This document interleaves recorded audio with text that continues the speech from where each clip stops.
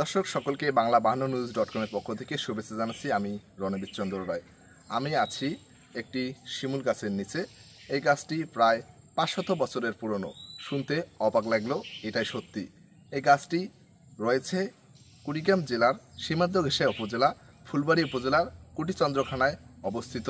দৃষ্টিনন্দন বিশাল আকৃতির এই শিমুল গাছটি প্রায় 8% জমির উপর দাঁড়িয়ে আছে এবং আনুমানিক 150 ফুট লম্বা এবং শিমুল গাছটির গোড়ার পরিধি প্রায় 86 ফুট। এই দৃষ্টিনন্দন শিমুল গাছটি দেখতে প্রায় প্রতিনিয়ত ভিড় করছেন দর্শনার্থীরা। জেলার বাইরে থেকেও অনেকে আসছেন। আমরা একজন দর্শনার্থীর সঙ্গে কথা বলবো। আমি বিগত দিন থেকে শুনে আসছি যে আমাদের উপজেলায় এরকম একটা গাছ আছে, অনেক পুরোনো গাছ। আমি কখনো দেখি নাই, আজকেই প্রথম আসলাম। আসে দেখে মনে হচ্ছে গাছটা আসলে খুবই অনেক পুরোনো গাছ, হয়তো 500 বছর আগের গাছটা হবে। এই গাছটার বিশাল আকৃতি দেখে আমার খুব মনে হচ্ছিল এটা।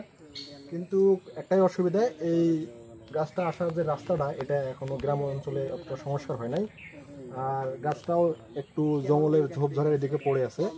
তা আমার জানা মতে এই গাছটার পরিচর্যা নেওয়া উচিত সরকার থেকে বা প্রশাসনের কাছ থেকে, আর এখান থেকে যাতায়াতের ব্যবস্থা করে দেওয়া ভালোর জন্য, যাতে আমাদের জেলার যেহেতু এটা পুরোনো গাছ, এটা অনেক গর্বের বিষয়, এখানে অনেক দর্শনার্থী আসতে পারে।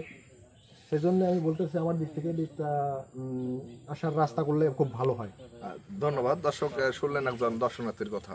স্থানীয়দের ভাষ্যমতে এই গাছটি নিয়ে অনেক কল্পকাহিনী রয়েছে। অনেক সনাতন ধর্মাবলম্বীর মানুষরা রয়েছেন এই গাছটিকে পূজা করে থাকেন এবং প্রত্যেক বছর পয়লা বৈশাখে এই গাছের নিচে মেলা বসে থাকে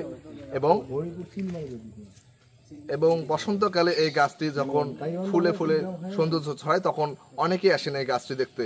ফুলবাড়ী কুড়িগ্রাম থেকে রণবীর রায়রাজ, বাংলা52news.com।